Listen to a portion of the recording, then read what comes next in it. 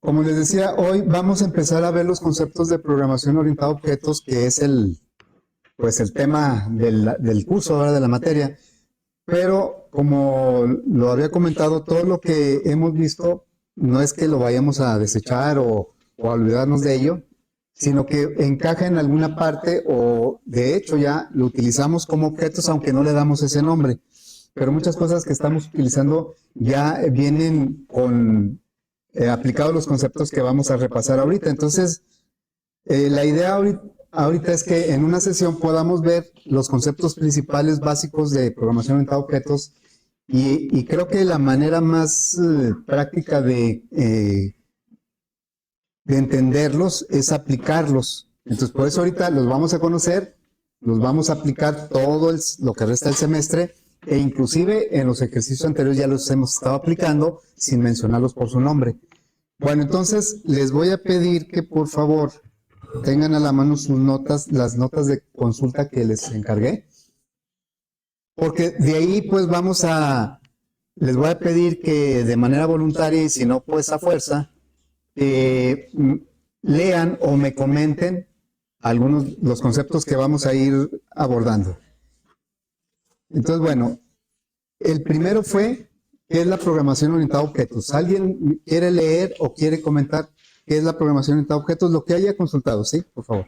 La programación orientada a objetos es un paradigma de la programación o un modelo o forma de programar en la cual, lejos de buscar una tipo de sistema lógica, lo que hacemos es crear bloques de código que luego podemos meter de forma organizada e individual a cada uno de los que estamos utilizando. Esto hace que códigos muy grandes sean mucho más sencillos de operar, que solamente tenemos que operar el código que queremos del objeto y así esto va a afectar a todo con más calidad. También hace que sea más eficiente, ya que no tenemos que repetir secciones de código. Ok, muy bien, gracias. ¿Alguien más que quiera? Él más o menos como que ya trae la idea, la comentó, pero si no, pueden leerlo, ¿eh? No hay problema. Lo que es la programación orientada a objetos. ¿O por qué? A ver, sí. Es un paradigma de programación, es decir, un modelo o un estilo de programación de, de ambos que da unas guías sobre cómo trabajar con él. Se basa en el concepto de clases y objetos. Este tipo de programación se utiliza para estructurar un programa de software en piezas simples y reutilizables, de planos de código. Clases para crear instancias individuales de objetos.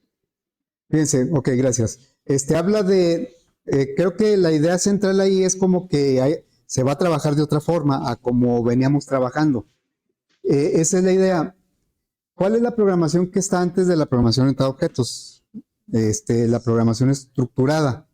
Ok, bueno, entonces nosotros en fundamentos de programación le dimos un enfoque de programación estructurada. ¿Por qué? Porque aunque sea la programación orientada a objetos, inclusive por ahí mencionan la palabra paradigma. ¿Qué es paradigma? ¿Qué entendemos por paradigma? Es como una forma de pensar, ¿no? Como una otra filosofía, ¿sí? Entonces, pero otra filosofía, ¿por qué? Bueno, porque la filosofía anterior, podemos decir, o el paradigma anterior, es la programación estructurada. Y esa, pues, por ejemplo, a nosotros que nos tocó de lleno la programación estructurada, cambiarnos al paradigma orientado a objetos, pues no fue tan fácil porque nuestra mente ya tenía tatuadas las estructuras y cómo se trabajaban. Y pensar en otra forma de programar fue un poco difícil para nosotros. En el caso de ustedes no es tan complicado porque pues no han visto tanta programación quizá, no traen todavía las ideas arraigadas de la programación estructurada y por eso va a ser como un paso más natural para ustedes, ¿no? Ahora, ¿por qué se ve la programación en fundamentos de programación? ¿Por qué se vio como programación estructurada? Bueno, porque los conceptos básicos de programación son como que necesarios para luego empezar con la programación orientada a objetos. ¿Qué lenguaje de programación estamos utilizando? Java. Java, si ustedes revisan por ahí, es un lenguaje totalmente orientado a objetos, como C Sharp, como Java, C C solito es un paradigma estructurado, y luego C++ es un híbrido entre programación estructurada y programación orientada a objetos. El salto de C a C++ fue incluirle todo lo de objetos. Y ya Java y C# ya son totalmente orientados a objetos. Entonces, ¿cómo es que si Java es totalmente orientado a objetos, en fundamentos no lo vimos con ese enfoque? Bueno, porque les digo, los fundamentos de la programación siguen siendo igual, siguen siendo necesarios para la programación orientada a objetos. Bueno, entonces, por esa razón, por el hecho de que Java es orientado a objetos, muchas de las cosas que estamos utilizando ya son de orientado a objetos. Nada más que no le damos ese nombre, pues porque no hemos visto el concepto. Pero a partir de hoy, sí ya, yo algunas cosas que me refería con cierto nombre, ya le voy a dar el nombre que debe ser en programación orientada a objetos. Y entonces, para adentrarnos en la programación orientada a objetos, vamos a repasar esos conceptos que les encargué consultar. El primero de ellos fue la abstracción. Abstracción, ¿sí? ¿Alguien puede leer, quiere leer, a ver, abstracción, por favor? La abstracción es cuando el usuario interactúa solo con los atributos y actúa seleccionados de objetos. Utilizando herramientas simplificadas de alto nivel para acceder a un objeto. Ok, gracias. ¿Algún ejemplo? Sí, diría que si por ejemplo tenemos un auto, no tenemos que saber el funcionamiento perfecto de cada una de las cosas del auto que pueden interactuar entre sí. Tendríamos que tener conocimiento de las herramientas iniciales para operarlos, como el volante, Ajá. Ok, ¿tú te harías algún otro ejemplo? ¿El mismo? Ah, ok. Sí, el del auto va a aparecer en muchos casos, ¿sí? Porque es muy, muy buen ejemplo para entender los conceptos de la programación orientada a objetos. Un control remoto y concepto de abstracción, ¿qué dice ahí? El concepto. Ah, eso es que esperaré yo con tu tarea. Bueno, La a ver, dime. abstracción es el proceso de simplificar un problema o sistema al enfocarse solo en los aspectos esenciales, ignorando los detalles irrelevantes. Ajá. En programación orientada a objetos, esto implica definir clases que solo responden a los atributos y métodos necesarios. Ok, gracias. Entonces, la abstracción viene, ¿qué viene siendo así una idea muy general de abstracción? Pues es nada más fijarnos en los elementos esenciales de algo. Puede ser un objeto, nada más en los elementos esenciales. ¿Qué quiere decir eso? Que me olvido de todo lo que no me sirva y nada más me concentro en lo que me realmente necesito, en este caso de un automóvil, como él dice. Yo de un automóvil hago una abstracción nada más de lo que necesito del automóvil, sin necesidad de que yo conozca internamente cómo trabaja todo eso. O sea, parece una idea así como muy general y pues ¿cómo la voy a aplicar eso en programación? Bueno, pues nos vamos a ir dando cuenta cómo vamos a aplicar eso, porque una abstracción nos va a ayudar mucho a simplificar las cosas. Fíjense, si nosotros, por ejemplo, imaginen una persona, X persona. Nosotros cuando conocemos una persona, realmente hacemos una abstracción de esa persona. No sabemos exactamente cómo es, ¿no? A lo mejor ni siquiera hemos interactuado, pero la vemos y hacemos una abstracción. Y dependiendo del enfoque que le demos, la abstracción puede cambiar. Por ejemplo, si un hombre ve a una mujer que le gusta, ¿qué abstracción va a hacer? Pues nada más de lo que quiere ver, no de todo. Pero si esa misma persona, esa misma mujer, la ve un doctor porque se enfermó, entonces la abstracción que va a hacer es diferente sobre la misma persona. Y si esa misma persona la ve, por ejemplo, un profesor, pues va a ser una abstracción diferente porque lo que le interesa de esa persona es diferente. Entonces, dependiendo del contexto, la abstracción puede ser diferente. Yo veo la abstracción, y eso no lo he visto así como una definición, pero yo veo la abstracción como una defensa de la mente ante la complejidad de las cosas. Si nosotros pretendiéramos entender todo lo que vemos, yo creo que nos volveríamos locos, ¿verdad? Más de lo que estamos. Bueno, entonces la abstracción me permite nada más darme cuenta de lo que necesito, de lo que me gusta o de lo que... Nada más, de lo demás no, porque entonces ya me empiezo a confundir, Entonces, eso es la abstracción. Ahora, en el mundo real, nosotros vemos vemos algo, por ejemplo, yo veo esta computadora y pues, ¿qué abstracción hago de ella? Pues de lo que me sirve, ¿verdad? De la computadora. ¿Cómo lo vamos a nosotros a aplicar en los programas? Bueno, cuando tengo un problema, yo tengo que abstraer nada más lo que sea necesario para resolver el problema. Tal vez no lo que me gustaría, sino lo que necesito para resolver el problema. Y ahí es donde vamos a aplicar la abstracción de un elemento tan complicado como puede ser un automóvil, una computadora o un animal. Pues nada más vamos a extraer lo que sea necesario para resolver nuestro problema o para que interactúe con otros elementos y se pueda resolver un problema. Poco a poco, pues vamos a ir encajando estos conceptos en nuestros problemas, ¿verdad? Bueno, esa es la abstracción. Es nada más fijarnos en las cosas necesarias en nuestro contexto.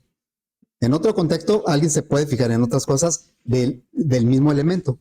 Bueno, la siguiente sería el encapsulamiento. ¿Alguien quiere leer o decir algo del encapsulamiento? A ver, ¿alguien más? Ya sé que trae muchas ganas. ¿Alguien más? A ver, por allá, encapsulamiento, por favor. Ahorita otra vez, ¿sí?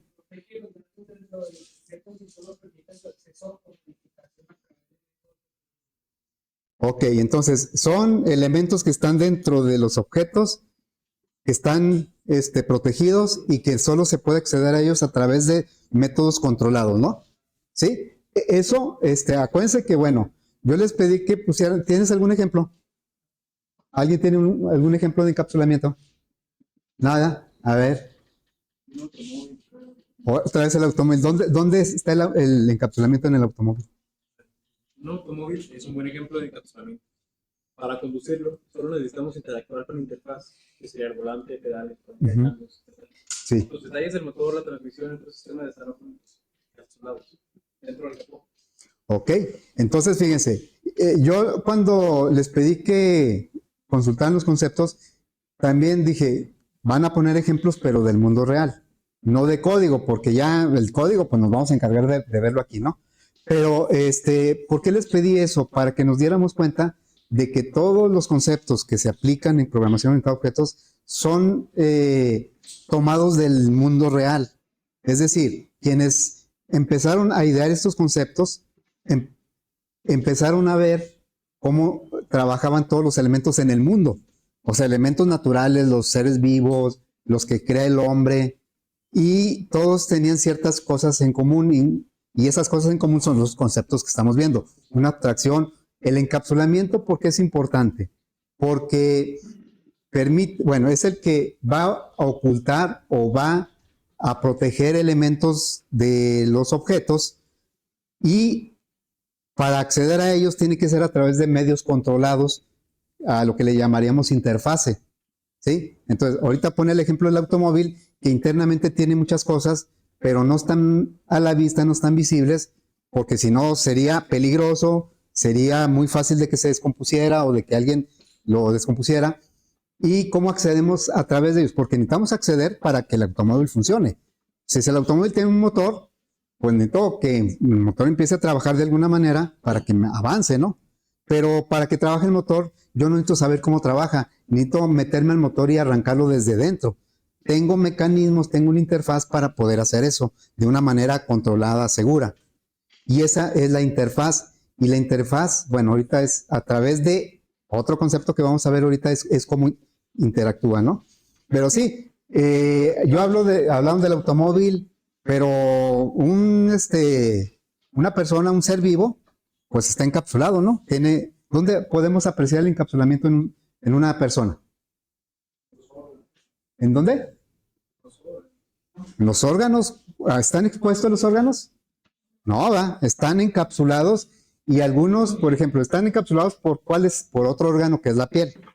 Pero hay algunos que son más delicados y están protegidos dentro, inclusive dentro de la piel, están protegidos pues por el esqueleto.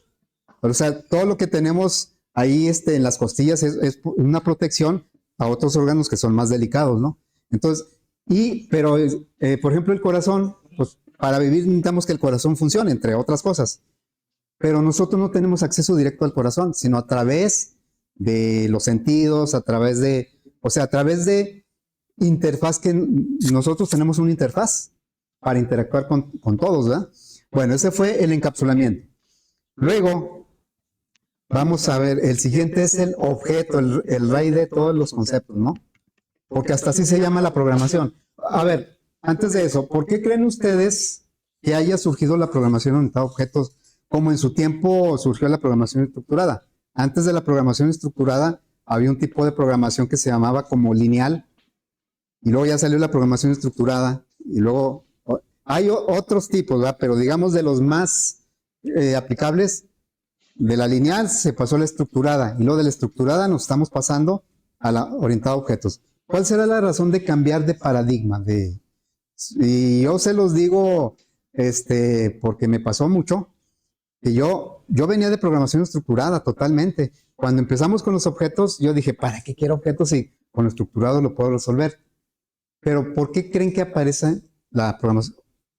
Pues creo que la programación orientada a objetos surgió por la necesidad de más simplicidad de a la hora de hacer los programas, ya que al hacer programas más robustos y más fuertes, Ajá. muchos códigos se repetía y esto hacía que los programas no fueran tan eficientes. Ahora, eso de la repetición en la programación estructurada lo podíamos tratar de minimizar no sé, con las funciones, ¿no? Para eso son las funciones. Ok, pero como bien dices, yo creo que el problema va más o menos como tú dices, no, yo lo vería como que al otro lado. Entonces, que es para simplificar, y es cierto, pero yo lo vería que es para atacar problemas más complejos, ¿sí? Entonces, llega el punto en que la programación estructurada se vuelve muy complicado darle mantenimiento a aplicaciones, a programas, cuando ya son muy grandes. Entonces, la forma de que está organizada no se presta mucho a que sea seguro, que sea robusto, que sea modificable con cierta facilidad. Y entonces es cuando surge.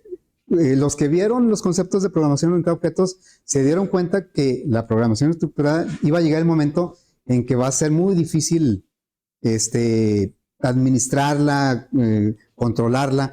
Y entonces dicen, tenemos que verlo de otra manera, y es cuando voltean al mundo real y ven cómo trabaja el mundo real, y es donde salen todos estos conceptos. Entonces yo considero que cada paradigma de programación ha resultado porque las aplicaciones se vuelven cada vez más complejas, y con la programación orientada a objetos hay más manera de pues controlar, digamos, por decirlo de una forma, de controlar el desarrollo de esas aplicaciones. Y sí, ¿qué es lo que siempre han buscado los nuevos paradigmas? Primero, que sea más eficiente, que sea más simple, y reutilizar código. En la programación orientada a objetos, la reutilización de código se hace más intensiva que, por ejemplo, en la estructurada. ¿Por qué? Porque ahorita, pues, nosotros podemos reutilizar mucho código que quién sabe quién haya hecho a través de los objetos. Como ya lo hemos hecho, lo estamos haciendo. Entonces, ¿qué es un objeto? Ahí me quedé, ¿verdad? ¿Alguien que me quiera decir que es un objeto? Ahí que lo lea. A ver, aquí tú, Nina. Es el fin de todo, ¿verdad? De todo. ¿Algún ejemplo? ¿No? ¿Un ejemplo? A ver, allá, por favor.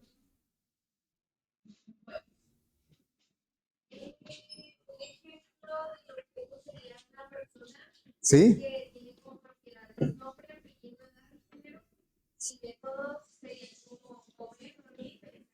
O sea, ya ahí ya está definiendo lo que puede tener un objeto. ¿Y traes algún concepto de objeto? ¿Qué es objeto?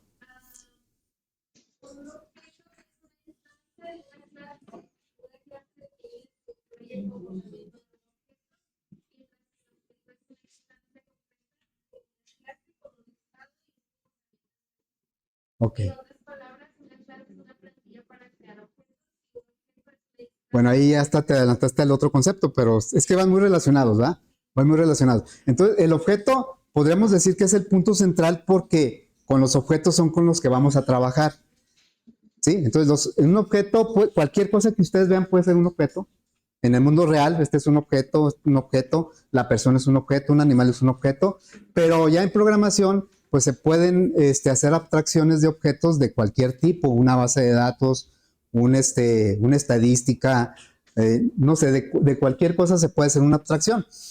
Ok, bueno, entonces eso fue el objeto. Y la clase, aunque ya mencionaste ahí una idea, la clase.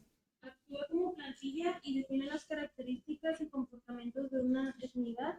La clase va a ser como un molde al partir del cual vamos a poder definir unidades. Ok, gracias. ¿Y algún ejemplo de una clase? Al principio nos podemos confundir mucho con clase y objeto, ¿sí? No sé si... Yo tengo un ejemplo que dice, la clase de personas, sus características o atributos podrían ser cuestiones de género, Ujú. es decir, si es hombre o mujer, edad y nombre. Los comportamientos o métodos que tendríamos en la clase de personas podrían ser respirar, moverse, caminar, pensar. Ok. ¿Por aquí querían decir algo? A ver, un ejemplo. Perros sería una clase. Todos los perros tienen características comunes como las patas, cola y ladrido. Pueden hacer cosas similares, correr y ladrar. Cada perro que vean sería un objeto. Ok, gracias. Entonces, fíjense, ahí lo que dijo allá, raza y no sé, esas son, bueno, características del perro. Y eso se obtiene a través de una abstracción. Si todo lo que están mencionando que puede tener un objeto, eso se define en la clase. Pero, pues, imaginan cuántas características puede tener un perro. Pues muchísimas, y no las vamos a poner todas. Vamos a poner nada más las que nos interesan en ese contexto, en el contexto de que estemos desarrollando. ¿Sí? Ok. A ver, un ejemplo de clase. Para la clase sería felino, gato, Ajá. y sería un gato, que es distancia de la clase. Y otro ejemplo, otro objeto de la misma clase, ¿cuál podría ser aparte de Garfield? ¿Conoce algún otro gato? El gato Félix. ¿Sí? O sea, acá, ok, entonces está muy, muy relacionado lo que es la clase y el objeto. Son diferentes cosas, pero eso es similar a como las variables y los tipos de datos. Por ejemplo, nosotros tenemos el entero, pero podemos crear muchas variables de tipo entero, x1, x2, ¿sí? Bueno, entonces, el tipo de datos sería como la clase y las variables serían como los objetos. Y de hecho, en cierto sentido, así es. Ejemplos del mundo real, bueno, tenemos muchos. El típico es el molde de las galletas, ¿sí? Tenemos un molde para hacer galletas, el molde es la clase, y las galletas que obtenemos de ese molde son los objetos. Otros ejemplos, los fraccionamientos en donde todas las casas son iguales, ¿sí? La clase serían los planos con los que se hacen las casas y los objetos serían las casas. Entonces son muy parecidos, están muy relacionados, pero no es lo mismo. Clase y objeto. Ya me dijeron que es la clase, ¿verdad?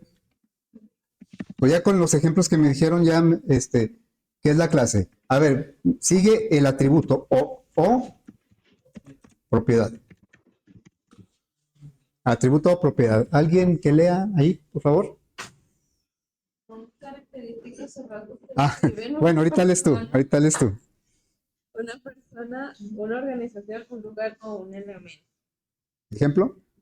El color de ojos es un atributo de una persona, mientras que el tamaño de una pantalla es un atributo de un teléfono inteligente. Ok, gracias. ¿Ustedes creen, por ejemplo, que si yo hago una abstracción de una persona, de un estudiante, me ponga como característica, ahorita están diciendo que los atributos son características que van a tener los objetos, pero esas características se definen en la clase y los que lo van a tener son los objetos. Pero si yo quisiera hacer una abstracción de un estudiante, ¿pondría el color de ojos como atributo? Sí lo tiene, ¿verdad? Pero en mi contexto no me sirve. Pero a lo mejor, si se va a hacer una abstracción para una identificación, tal vez ahí sí interese el color de ojos, ¿verdad? Entonces, todo depende del contexto en donde vamos a hacer la abstracción. ¿Quién más quería leer? ¿Alguien había levantado la mano por acá?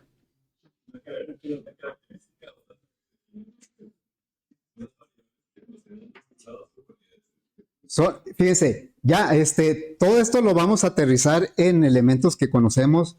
Ya mencionó que los atributos o características los vamos a representar con variables, ¿sí? Allá vamos llegando a lo que es el código. Ok, entonces los atributos también les llaman propiedades. Yo me quedo con la palabra atributo, me parece más descriptiva del concepto. Entonces, son las características que van a tener los objetos y esas características son las que se definen en la clase y lo que se definió en la clase es lo que se logró de la abstracción que se hizo. ¿Sí? Ok, bueno. El siguiente, y creo que es el último, es el método. ¿Sí? ¿Qué es un método? ¿Alguien? Allá, por favor. Es una función que se define dentro de una clasificación para representar el comportamiento de un objeto. Se utiliza para representar varias específicas de un objeto, como cambiar el estado Mm. dar un valor, etc. Ok, gracias. Entonces, fíjense cómo el método indica una acción y dice que el método cambia el estado del objeto.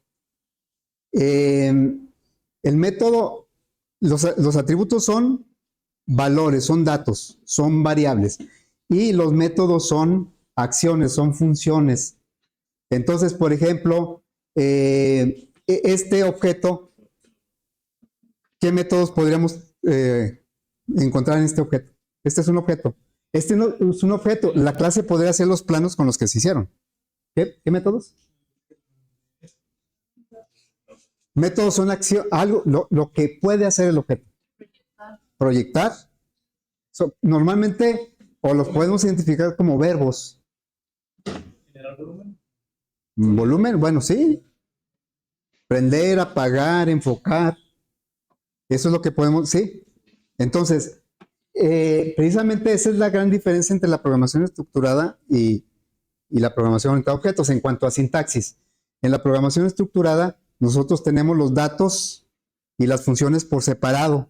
Las unimos de alguna manera a través de parámetros, pero aquí en programación orientada a objetos, cuando hacemos una abstracción, le vamos a indicar qué atributos o características tiene, que vienen a ser las variables, pero también qué es lo que va a saber hacer el objeto. Eso hacemos la abstracción, lo definimos en una clase y de la clase creamos el objeto. Entonces, los métodos definen la funcionalidad del objeto. ¿Qué es lo que puede hacer? Si yo hago una abstracción como les digo, de un estudiante, a lo mejor le pongo como atributos nombre, número de control, año de ingreso, cosas así. Y le pongo como métodos, a lo mejor estudiar, presentar examen, cosas que se refieran o que tengan que ver con el estudiante. Bueno, entonces fíjense, por aquí yo traigo algunos ejemplos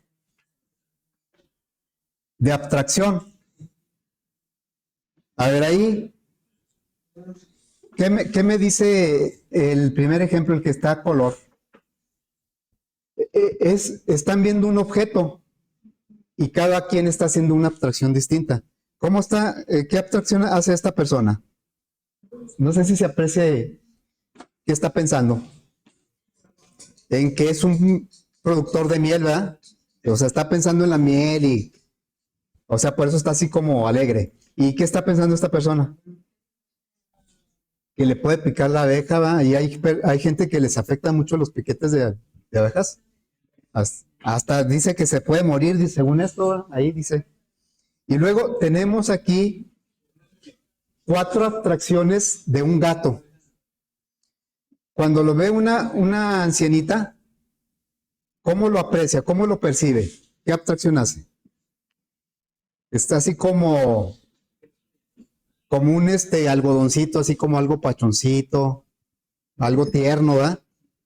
Pero es el mismo objeto, está siendo visto parece una doctora ahí, una veterinaria, ¿no? ¿Y qué abstracción hace pues de los órganos, del esqueleto? O sea, hace una abstracción muy diferente.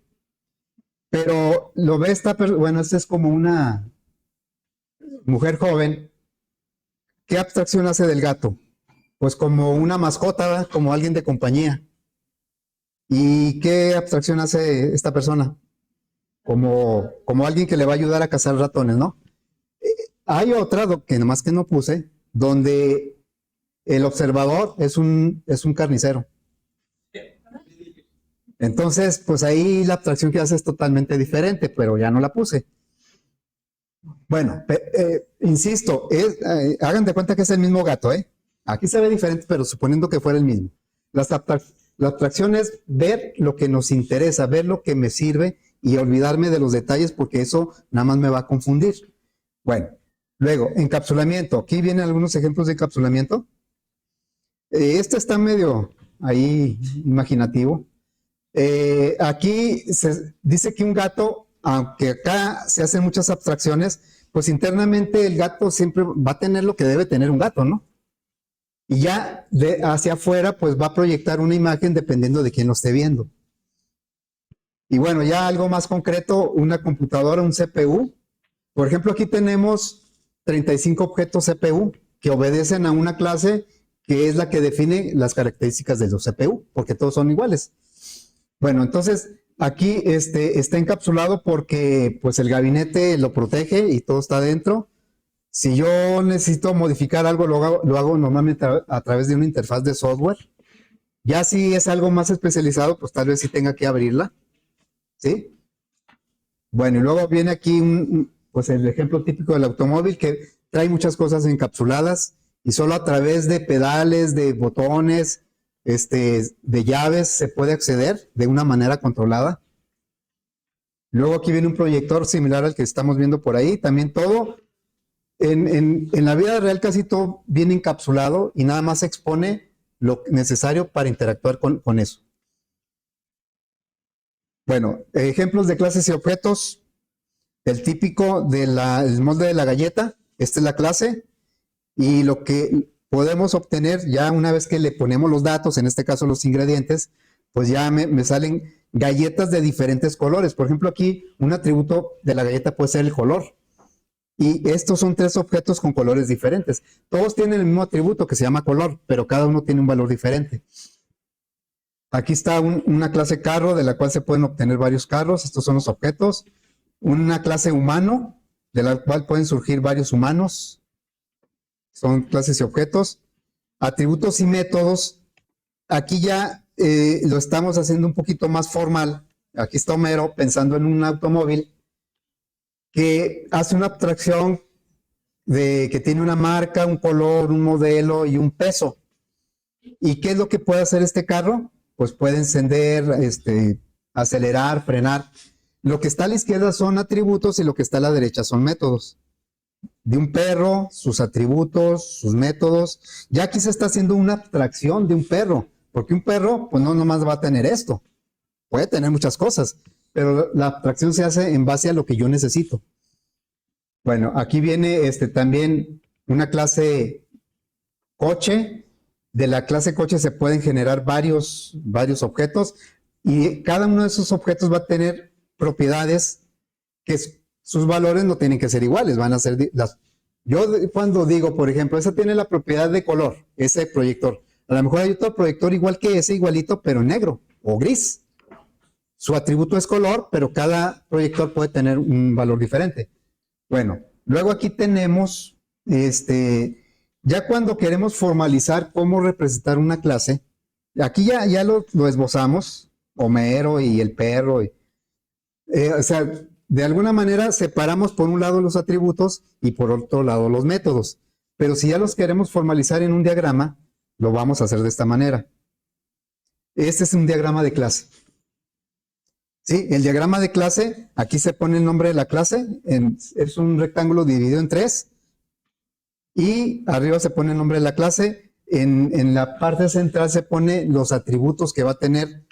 Vean cómo la clase es como una plantilla, es una definición de cómo se van a crear los objetos. Cada objeto que se cree de esta clase va a tener estos atributos y va a poder hacer lo que dice abajo. Porque lo de abajo son los métodos o las acciones que puede hacer. Y aquí tenemos algunos ejemplos. Aquí ya se hizo una...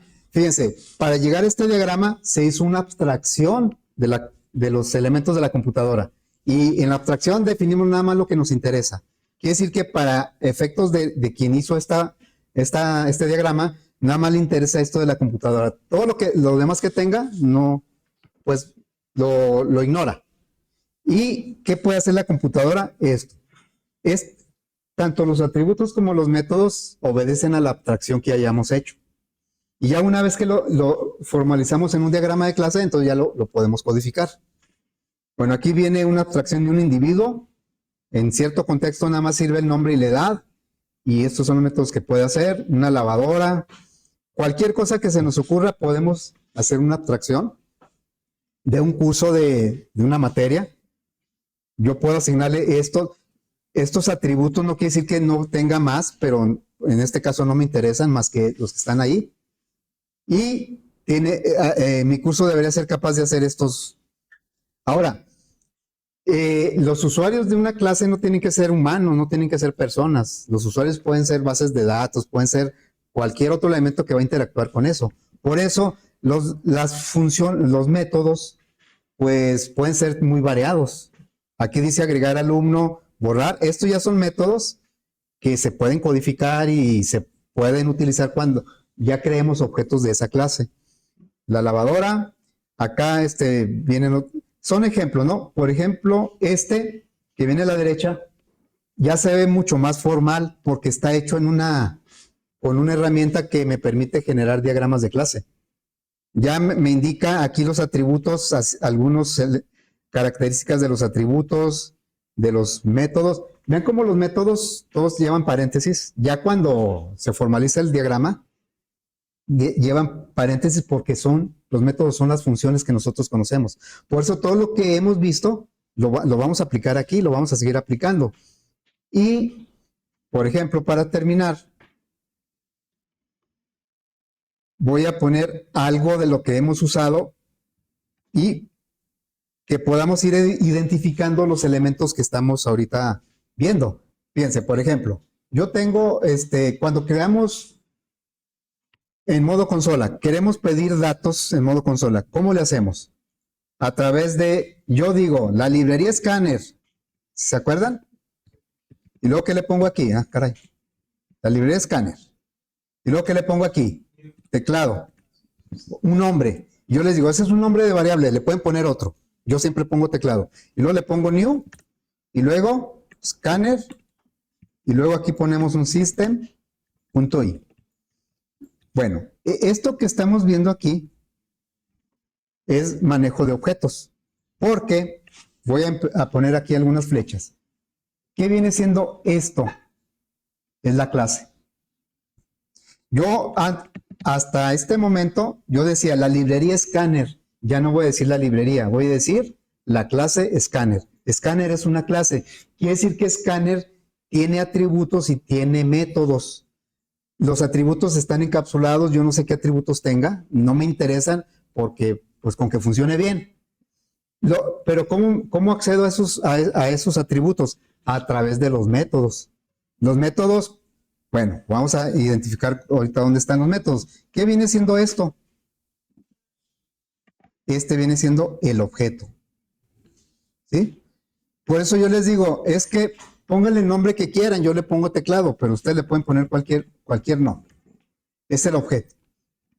Esta es la clase. O sea, yo puedo crear muchos objetos de escáner. El objeto teclado, el objeto archivo, el objeto, no sé, keyboard.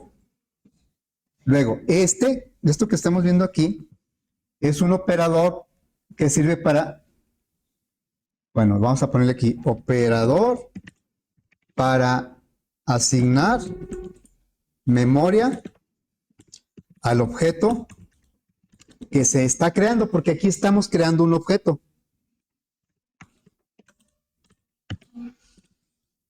Entonces, ya cuando yo diga teclado, en lugar de variable voy a decir objeto, porque es un objeto. Luego, esto que vemos aquí, si se fijan, no es precisamente la clase, aunque se llama igual. Esto es un método. Método para crear el objeto. ¿Sí? Bueno, ahorita se llama igual, no siempre se va a llamar igual. Y cuando usamos nosotros el objeto, ¿para qué creamos el teclado en una aplicación? Para pedir un dato, ¿no? ¿Y cómo pedimos el dato? ¿A través de qué? ¿Qué ponemos? Teclado. Y luego le ponemos un punto, ¿no? ¿Punto qué? Yo quiero pedir un entero. ¿Y cómo le hago? A ver, lo voy a complementar así. Claro que antes de eso le ponemos un system out para que me ponga un mensaje. No sé, vamos a poner que aquí yo voy a pedirle edad. ¿Sí? Entonces haría algo como esto, ¿verdad? Un system. Por cierto, system es una clase. Out es un objeto. Print ln o print es un método. Aquí le diría, teclee la edad. Algo así, ¿no? O proporcione la edad. Así. Y entonces, ¿qué función utilizó ahí para pedir la edad? Suponiendo que es un entero. ¿Qué le ponemos? Teclado punto qué. Pues, ¿para qué usamos el teclado? Teclado es, ya ahorita lo voy a decir así, teclado es un objeto de la clase Scanner. A ver, pues vamos a rescatar. ¿A poco nadie se acuerda de qué ponemos ahí? ¿Cómo? ¿Qué ponemos? Nexin. Acuérdense que no son palabras, no son preguntas capciosas. Bueno, Nexin es un método. Vamos a ponerle aquí una flecha. Caray. Una flecha, lo estamos poniendo en azul. Nexin y print son métodos. Por eso tienen paréntesis. Bueno, aquí me faltó un paréntesis, ¿verdad? Y me faltó un paréntesis y un punto y coma. Bueno, este es un método.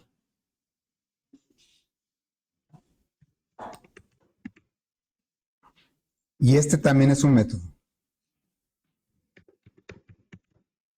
Entonces, por ejemplo, ya ahora cuando utilice Scanner, ya no voy a decir librería, voy a decir clase. Cuando utilice random, arrays, mat, todas esas son clases. Por lo tanto, tienen métodos dentro, encapsulados, tienen atributos encapsulados que no sé qué traigan y no realmente, a no ser que me tenga que conocer, pero no necesito conocer qué es lo que traen dentro. Está encapsulado eso. Lo que me interesa es cómo interactúo con él.